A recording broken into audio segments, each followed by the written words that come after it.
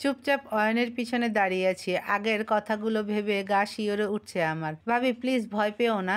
এখন কি হবে? কিছুই হবে না, আমাদের কাজ হয়ে গেছে, চলে যাচ্ছি। লোকটার কথা শুনে অয়নের দিকে অবাক হয়ে তাকালাম।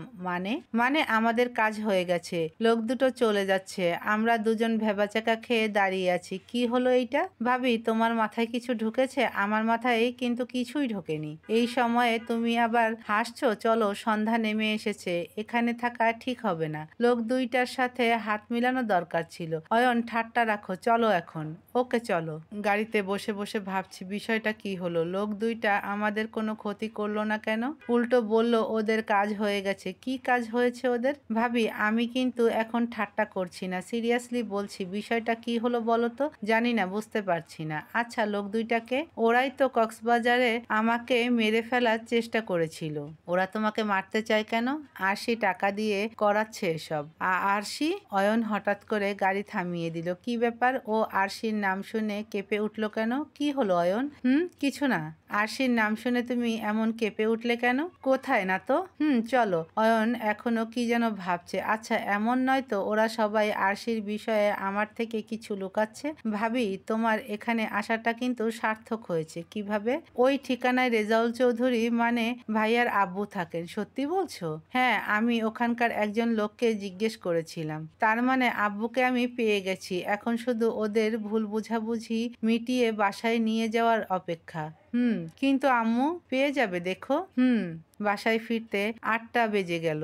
কাব্য হয়তো চলে এসেছে। কলিং বেল বাজাতেই কাব্য এসে দরজা খুলল। ড্রয়িং রুমে ভাইয়া আর ভাবি বসা। তিলোত্তমা কোথায় গিয়েছিলে? একটু কাজ ছিল। রাত 8টার সময় বাসায় ফিরেছ, তা কি এমন কাজ ছিল জানতে পারি? এভাবে কথা বলছো কেন? তো কিভাবে বলবো?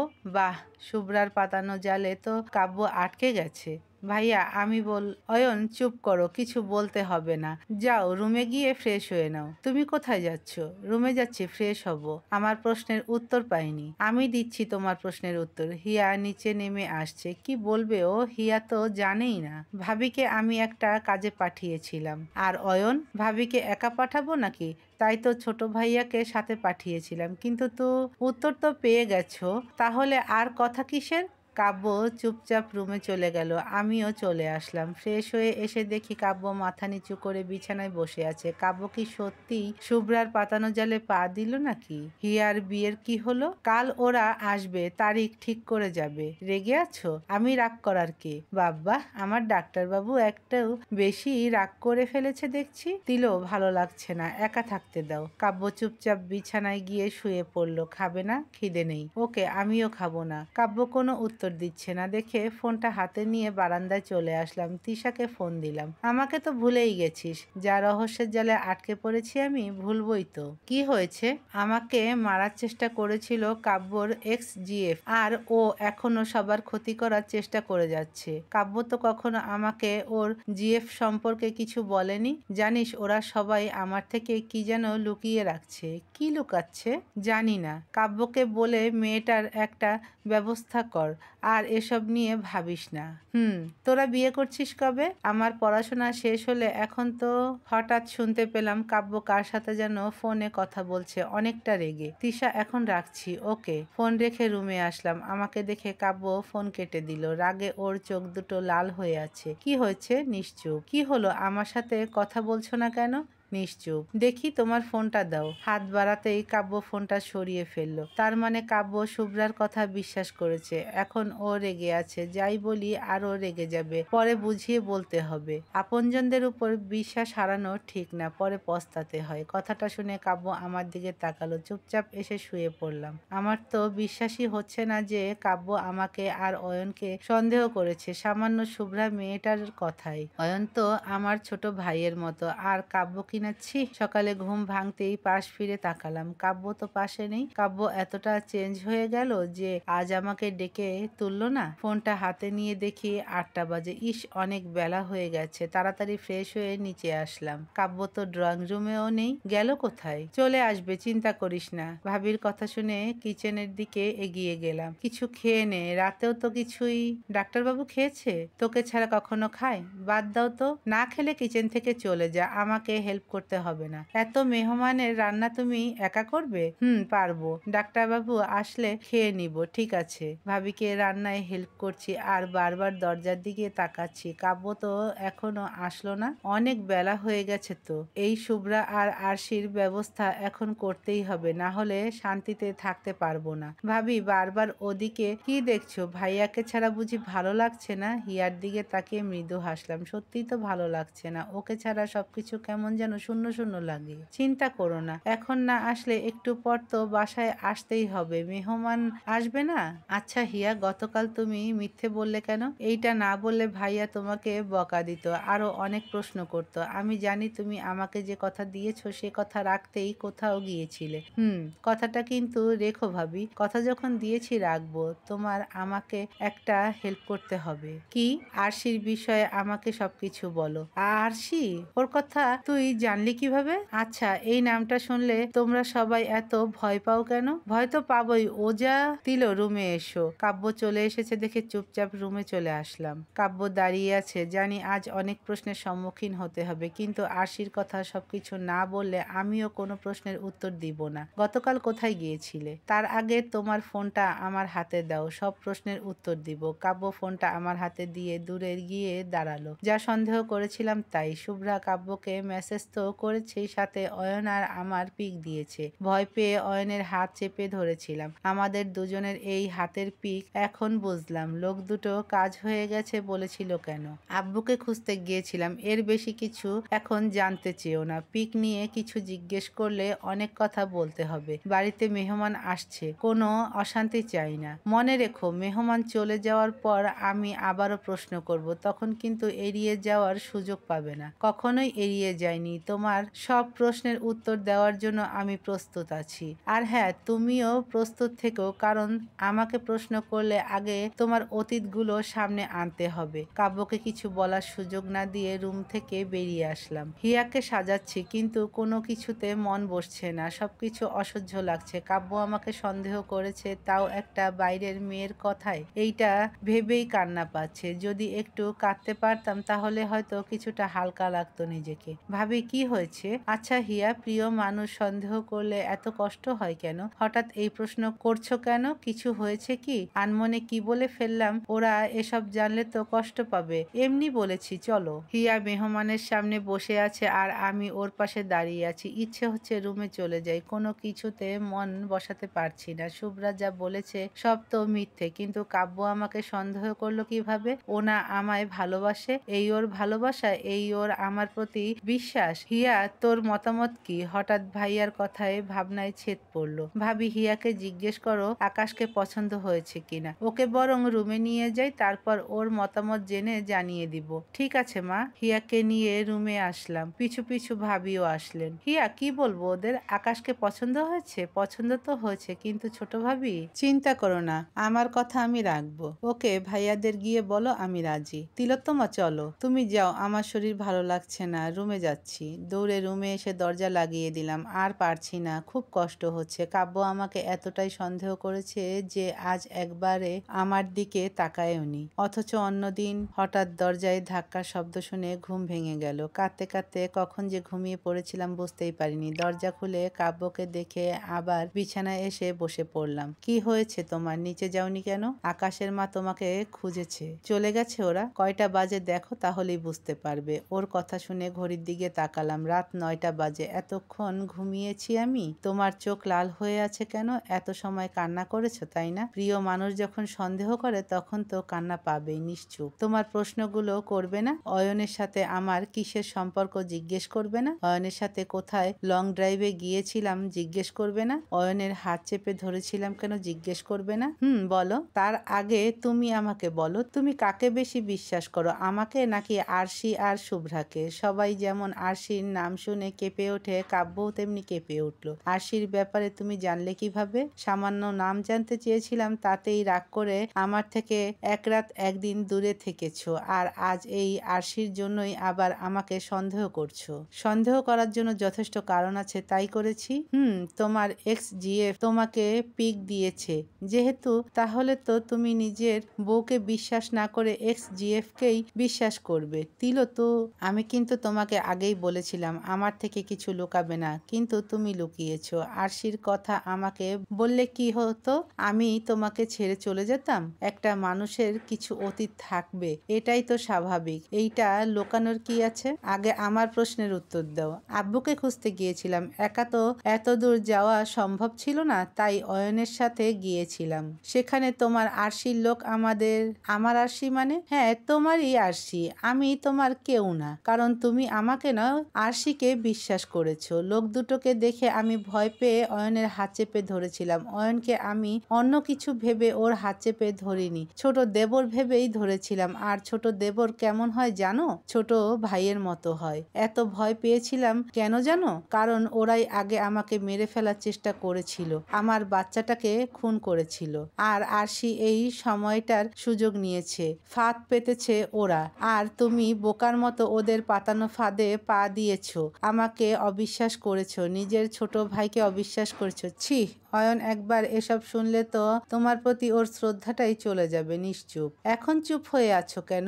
আর প্রশ্ন করবে না? তুমি অতীতে কি করেছো না করেছো এসবের হিসাব এখন আমাদের দিতে হচ্ছে কেন? তুমি আরশির সাথে প্রতারণা করেছো, আর সেটার ফল ভোগ করতে হয়েছে আমার সন্তানকে। পৃথিবীতে আসার আগেই ওকে জীবন দিতে হয়েছে শুধু তোমার জন্য। তিলো, এভাবে তাকাচ্ছ কেন? ভুল কিছু বলেছি নাকি? আরশির সাথে কি প্রতারণা করেছো বলো।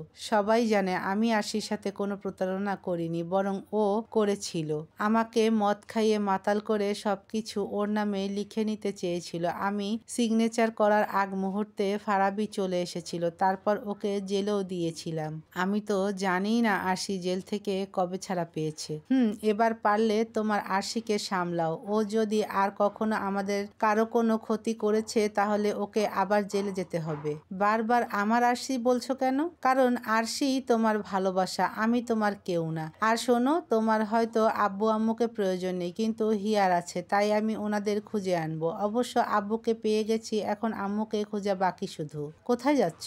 যে আমাকে বিশ্বাস করে না তার সাথে কথা বলার ইচ্ছা বা এক রুমে থাকার ইচ্ছা কোনোটাই আমার নেই। রুম থেকে বেরিয়ে আসতে চাইলাম, পরপরই মনে পড়ল অয়ন যদি কিছু বুঝতে পারে তাহলে তো কষ্ট পাবে। কাব্য যতই ভুল বুঝুক, আমি তো জানি অয়ন আমাকে শুধু ভাবি নয়, বোনও ভাবে। রুমের বাইরে যাওয়া ঠিক হবে না, যে কেউ সন্দেহ করবে। তাই বারান্দায় চলে আসলাম। বারান্দায় রাখা কাউচে এসে শুয়ে পড়লাম। এখানেই ঘুমোবো আজ। কাব্যকে শাস্তি দেওয়া প্রয়োজন। বউকে বিশ্বাস না করে এক্স-জিএফ কে বিশ্বাস করার শাস্তি আজও পাবে। আর ওর আরশিকে শাস্তি দেওয়ার ব্যবস্থাটাও খুব তাড়াতাড়ি করতে হবে। অন্য কিছুর জন্য না হোক, আমার সন্তানকে খুন করেছে, এইটার শাস্তি তো ওকে আমি দিবই। হুট করে ঘুম ভেঙে গেল। মনে পড়ল আমি যে রাগ করে এসে বারান্দায় ঘুমিয়েছি। চোখ খুলে তাকাতেই নিজেকে বিছানায় দেখে বেশ অবাক হলাম। কিন্তু কাব্য তো পাশে নেই, ও কোথায় গেল? আচ্ছা, আমাকে বিছানায় শুয়ে দিয়ে ও বারান্দায় গিয়ে ঘুমোয়নি তো? তাড়াতাড়ি উঠে বারান্দার দিকে পা বাড়ালাম, কিন্তু বারান্দার দরজাটা তো ভিতর থেকে বন্ধ। তাহলে ও গেল কোথায়? আমি এখানে। কাব্যর কণ্ঠ শুনে পিছনে তাকালাম। রুমের ভিতরে এসে ঢুকলো, হাতে খাবারের প্লেট। মাঝরাতে খিদে তাহলে লেগেছে ভালোভাবেই। এসো, খাবে। তোমাকে কি আমি বলেছি আমার খিদে লেগেছে? সবকিছু বলতে হয় না। ও তাই? জি তাই, ভালোবাসি তো, তাই এইটুকু বুঝি। প্লেট টেবিলে রেখে আমার কাছে এসে আমাকে পিছন থেকে জড়িয়ে ধরলো। বাহ, সবকিছু এত তাড়াতাড়ি ভুলে গেল। ও তিলো, খাবে চলো, খুব খিদে লেগেছে। তোমার খিদে লেগেছে, তুমি গিয়ে খাও, আমাকে ছাড়ো, ঘুমাবো। এখন তো আমাকে রেখে ঘুমাবেই। আমি যে এতক্ষণ বারান্দায় বসেছিলাম তোমার পাশে, এসব তো আর দেখোনি? বলেছিলাম নাকি যে আমার পাশে এসে বসো, আমার ভয় লাগে? আমার তিলো পাগলি ভয় পায় না, আমি জানি সেটা। ভয় পেলে কি আর এত গোয়েন্দাগিরি করতো? ছাড়ো বলছি। প্লিজ খাবে চলো, আমি জানি তোমার খুব খিদে লেগেছে। ভালো হবে না কিন্তু? ভালো তো হচ্ছেই না। আমি খিদে সহ্য করতে পারি না, পেট ব্যথা করছে। ধ্যাত, রাগ করে থাকারও উপায় নেই, চলো। রাগ শেষ? এই মাঝরাতে পাগলের মতো হেসো না, ভূতেরা ভয় পাবে। আমার হাসি এতটাই খারাপ যদি হয়, তাহলে আমি যখন হাসি তখন আমার তিলো পাগলি মুগ্ধ নয়নে দেখে কেন? তিলো পাগলির বয়েই গেছে এমন বান্দরমার্কা হাসি মুগ্ধ নয়নে দেখার জন্য। হাতে ঠান্ডা লাগে, হাত দিয়ে খেতে পারবো না, খাইয়ে দাও। রাগ করে নিজেকে কষ্ট দাও কেন বলো তো? খেয়ে নিলেই তো পারতে। তুমি পারবে আমাকে ছাড়া খেয়ে নিতে? কাব্য কোনো উত্তর না দিয়ে চুপচাপ খাচ্ছে, সাথে আমাকে খাইয়ে দিচ্ছে। এত রাতে খাবার গরম গরম করে এনেছি। অবাক হচ্ছ কেন? এই শীতের মধ্যে আমার বউ ঠান্ডা খাবার খাবে নাকি? এখন বউ সন্দেহ করার সময় মনে ছিল না এইসব কথা? আর কথা না বলে চুপচাপ খেয়ে নিলাম। খাওয়া শেষে কাব্য প্লেট রাখতে গেল, আমি এসে চুপচাপ বিছানার এক পাশে শুয়ে পড়লাম। এত দূরে শুয়ে আছো কেন? নিশ্চুপ। তিলো, ও তিলো, প্লিজ আমার বুকে আসো।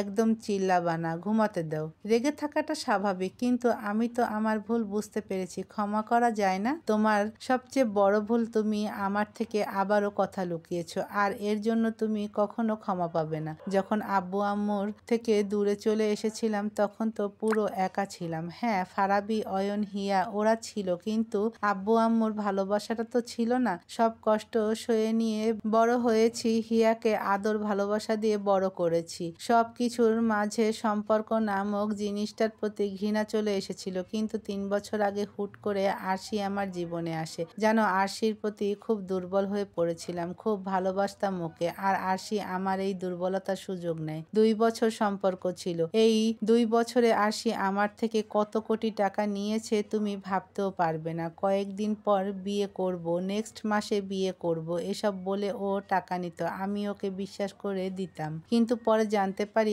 আরশির অন্য ছেলের সাথে রিলেশন আছে। তারপর একদিন আরশি আমাকে প্রচুর ড্রিঙ্ক করায়, কিছু বোঝার মতো অবস্থায় ছিলাম না আমি। এই সুযোগে আরশি আমার সিগনেচার নিয়ে সবকিছু ওর নামে নিতে চেয়েছিল, কিন্তু ফারাবি চলে আসাতে পারেনি। সেদিন আরশিকে পুলিশে দিয়েছিলাম, আর সাথে ভালোবাসার সম্পর্ক এসবের প্রতি ঘৃণা জন্মেছিল মনে। কিন্তু 1 বছর পর আবারও তুমি আসলে আমার জীবনে। বিশ্বাস করো, তোমাকে অনেক বেশি ভালোবেসে ফেলেছি, আর তাই তোমাকে হারানোর ভয়ে সবসময় আমাকে তাড়া করতো, এখনো করে। তাই তো আরশির কথাটা লুকিয়ে রেখেছিলাম, ভয় হতো যদি ভুল বুঝে ছেড়ে চলে যাও। কাব্য মাথা নিচু করে খুব কাঁদছে। না, আর রাগ করে থাকতে পারবো না। ওর চোখের পানি মুছে দিয়ে জড়িয়ে ধরলাম। কেঁদো না, আমি তোমাকে ছেড়ে কখনো যাব না, শুধু প্লিজ আমার কাছে কিছু লুকিয়ে রেখো না। জানো তো, স্বামী স্ত্রীর সম্পর্কটা খুব শক্ত একটা বাঁধন, কিন্তু এই বাঁধনটাও ছেঁড়ার ক্ষমতা রাখে সন্দেহ, রাগ, অভিমান। হ্যাঁ, প্রত্যেকটা সম্পর্কে রাগ অভিমান থাকা প্রয়োজন, কিন্তু সেটা দীর্ঘ সময়ের জন্য না।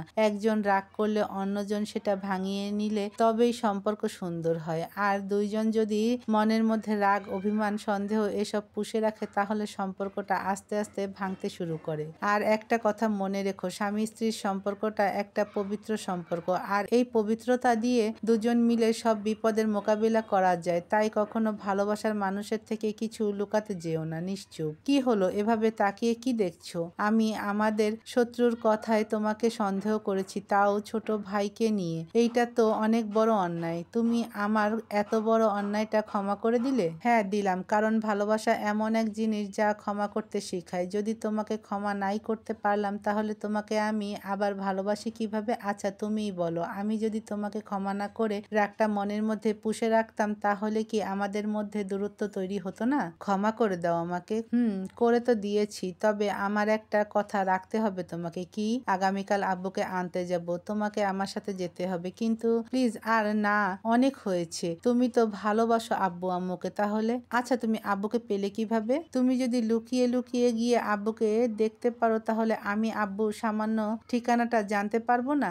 আব্বুর ঠিকানা তো শুধু আমি যা তোমার ডায়েরি থেকে পেয়েছি। কথাটা বলেই চোখ বন্ধ করে ফেললাম। ওর লাইব্রেরিতে ঢুকেছি, না জানি কতটা রেগে যাবে এখন। সত্যি কথাটা তো লুকিয়ে রাখা ঠিক না, তাই বলে দিলাম। কিন্তু কাব্য কোনো রাগ দেখাচ্ছে না কেন? এক চোখ দিয়ে ওর দিকে তাকালাম, ও তো হাসছে। এই, তুমি হাসছো কেন? তিলো তাহলে ডাক্তারবাবুকে ভয় পায়? মোটেও না। দেখলাম তো। আচ্ছা, ডায়েরি কোথায় পেয়েছো? যেখানে রাখা সেখান থেকে। যেহেতু আব্বুকে ফিরিয়ে আনতে চাইছো তাই আর কোনো প্রশ্ন করব না, কিন্তু আব্বু আসবে তো? অপরাধ ওনারা করেছিলেন তাই আমার বিশ্বাস আসবেন। ঠিক আছে আমি যাব, কিন্তু আম্মুকেও খুঁজে বের করব। আমিও তো জানি না আম্মু কোথায় আছেন বা বেঁচে। প্লিজ এসব বলো না, আমি আম্মুকে ঠিক খুঁজে বের করব। এবার ঘুমোতে দাও প্লিজ। বিছানায় এসে শুতেই কাব্যর ফোন বেজে উঠল। এত রাতে কে ফোন করলো? কে ফোন দিয়েছে? শুভ্রা। আমার হাতে দাও। কাব্যর থেকে ফোন এনে আমি রিসিভ করলাম। কাব্য শোনা, মাঝরাতে ফোন দিয়ে ন্যাকামি হচ্ছে? এই তুমি ফোন রিসিভ করেছো কেন? আর তুমি কাব্যর কাছে নাকি? তোমাদের তো একসাথে থাকার কথা না? ওমা তাই বুঝি? তাহলে কাব্যর বুকে কি আমার আত্মা ঘুমাচ্ছে? আমি তো তোমাদের আলাদা করার জন্য আমাদের আলাদা করা এত সহজ না। শোনো আমি কাব্যকে ভালোবাসি আর তোমাদের ডিভোর্সটা খুব তাড়াতাড়ি করাবো। এখন ওর বুক থেকে সরো বলছি। ডাক্তারবাবু আমাকে আরো শক্ত করে জড়িয়ে ধরো তো। তিলোত্তমা আমি কিন্তু তোকে খুন করব। আরে কাব্য দেখি সত্যি সত্যি দুষ্টুমি শুরু করে দিচ্ছে। আমি তো শুভ্রাকে রাগানোর জন্য বলেছি। কাব্যকে সরিয়ে দিতে চাইলাম, ও উল্টো আমাকে জড়িয়ে ধরে আমার গলায় নাক ঘষতে শুরু করেছে। কিরে কথা বলছিস না কেন? ভয় পেয়েছিস খুন করার কথা শুনে? স্বামী যদি বুকে জড়িয়ে ধরে এভাবে আদর করে তাহলে কি মুখ দিয়ে কথা আসবে? তুমিই বলো তো। আমি যখন বলেছি তোদের আলাদা করব তাহলে করবই, প্রয়োজন হলে আবারও আরশির সাহায্য নিব। তোমাদের হাতে বেশি সময় নেই, যা করার করে নাও, কারণ খুব তাড়াতাড়ি আমি তোমাদের পুলিশে দিব। তিলো ফোনটা রাখো তো, তোমাকে একটু ভালোভাবে আদর করতে দাও। কাব্য কি বলছো এসব? আমি তোমাকে ভালোবাসি। তুই কি রে শুভ্রা, মাঝরাতে ফোন করে দুজন দম্পতির মিলন নষ্ট করছিস? ফোন রাখ বলছি। কথাটা বলেই কাব্য আমার গলার কাছে কামড় বসিয়ে দিল। ডাক্তারবাবু আসতে। উফ অসহ্য। কি ফোন রেখে দিয়েছে? বেচারা ফোন এতক্ষণে আছাড় খেয়ে নিহত হয়ে গেছে। আর ভুলেও শুভ্রা মাঝরাতে ফোন করবে না। হা হা হা। নিশ্চুপ। এই তো তুমি আবারও আমার হাসি দেখছো? কচু দেখছি। এই তুমি এত সুন্দর কেন? সব মেয়েরা তোমার জন্য পাগল কেন? কালো হতে পারলে না তাহলেই তো আমাকে আর এত ঝামেলায় পড়তে হতো না। কাব্য আমার একটা হাত চেপে ধরে আমার বুকের ওপর ওর থুতনি রেখে আমার চোখের দিকে তাকালো। আমি কালো হলে বুঝি তুমি আমাকে ভালোবাসতে? ভালোবাসা সুন্দর চেহারা দেখে হয় না, সুন্দর মন দেখে হয়। তুমি প্রথম যেদিন হসপিটালে আমাকে ভালোবাসার কথা বলেছিলে তখন আমার বিশ্বাস হয়নি, কিন্তু পরে তোমার পাগলামি কান্না সবকিছু দেখে বুঝতে পেরেছিলাম তুমি আমাকে সত্যি ভালোবাসো, আর তাই আমিও ভালোবেসেছি। বুঝেছো ডাক্তারবাবু? কাব্যর নাকটা ধরে টেনে দিলাম। বুঝেছি, এবার আদর করতে দাও। এই নাপলি আমাকে বলার সুযোগ না দিয়েই ওর ঠোঁট দুটো আমার ঠোঁটে ডুবিয়ে দিল। জানি না আব্বুর অভিমান কিভাবে ভাঙাবো, আব্বু আসবেন কিনা সেটাও জানি না, কিন্তু আব্বুকে তো ফিরিয়ে আনতেই হবে। খুব ভয় হচ্ছে, আমি পারবো তো? তার উপর আরশির লোকেদের ভয়। সেদিনের মতো যদি আজ আবার। উফ, তোমার ভেজা চুলের গন্ধ আমাকে একেবারে মাতাল করে দেয়। আয়নার সামনে বসে চুল আঁচড়াচ্ছিলাম আর এসব ভাবছিলাম। হঠাৎ কাব্য কোথা থেকে এসে আমার পিছন থেকে জড়িয়ে ধরে চুলে নাক ডুবিয়ে দিল। আরে কি হচ্ছে? রেডি হতে হবে তো, ছাড়ো। দিল আব্বু যদি না আসেন। কাব্য আমাকে ছেড়ে অসহায়ের মতো তাকিয়ে আছে আমার দিকে। আসবেন, দেখো আমরা ঠিক আব্বুকে ফিরিয়ে আনতে পারবো। কাব্য আর আমি রেডি হয়ে রুম থেকে বেরিয়ে পড়লাম। ড্রয়িং রুমে আসতেই হিয়ার সামনে পড়ে গেলাম। এত সকালে তোমরা কোথায় যাচ্ছ? এখন বলা যাবে না। সারপ্রাইজ। সারপ্রাইজ? বিশেষ করে তোমার জন্য। আসি। হিয়া অবাক হয়ে তাকিয়ে আছে, হয়তো ভাবছে কিসের সারপ্রাইজ। ও তো আর জানে না এত বছর পর নিজের আব্বুকে ও কাছে পাবে। ডাক্তারবাবু চলো। কাব্যকে গাড়িতে রেখে আমি একা আসলাম। কলিং বেল চাপতেই আব্বু এসে দরজা খুলে দিলেন। এই প্রথম ওনাকে সামনাসামনি দেখছি। এর আগে তো শুধু পুরনো পিকগুলো দেখেছি। আব্বু আমার দিকে তাকিয়ে আছেন। ওনার পায়ে ধরে সালাম করলাম। তুমি কে মা, এভাবে আমাকে সালাম করছো? ভিতরে গিয়ে কথা বলি। আসো। ড্রয়িং রুমে বসতেই উনি আবার প্রশ্ন করলেন, বললে না তো তুমি কে? আচ্ছা, এই বাসায় আর কেউ থাকে না? না মানে অন্য কাউকে তো দেখতে পাচ্ছি না, তাই জিজ্ঞেস করলাম। আম্মু এখানে থাকলে তো উনি অবশ্যই বলবেন। না মা, আমি একাই থাকি, আমার কেউ নেই। সত্যি আপনার কেউ নেই? আব্বুর মুখটা মলিন হয়ে গেল। পরিবারের সবাই থেকেও নেই, এইটার কষ্ট তো আর কম না। কিন্তু তুমি কে? আপনার কাব্যর। আমার কাব্য? চমকে উঠলেন উনি। তার মানে তুমি আমার বৌমা? দূরের সোফাটায় বসেছিলেন উনি। উঠে এসে আমার মাথায় হাত রাখলেন। ওনার চোখ দুটো ভিজে গেছে। আব্বু আমি আপনাকে ফিরিয়ে নিয়ে যেতে এসেছি, যাবেন না আপনার ছেলে মেয়ের কাছে? আমার কাব্য আর হিয়া কেমন আছে? বাবা মা ছাড়া সন্তান যেমন থাকে তেমনই আছে। উনি মাথা নিচু করে চুপচাপ কেঁদে যাচ্ছেন। আব্বু আপনাকে আপনাকে ফিরিয়ে নিয়ে যেতে, কিন্তু আপনার ছেলেও এসেছে। অবাক হয়ে তাকালেন উনি। সত্যি বলছো মা? কাব্যকে একটা মিসড কল দিতেই কলিং বেল বেজে উঠল। আব্বু পাগলের মতো গিয়ে দরজা খুললেন। কাব্য আব্বুকে সালাম করতে যাবে, তখনই আব্বু ওকে টেনে বুকে নিলেন। দুজনেই কাঁদছে, আর আমি দূর থেকে দাঁড়িয়ে ওদের মিলন দেখছি। বাবা ছেলের ভালোবাসার কাছে আজ সব রাগ অভিমান হেরে গেল।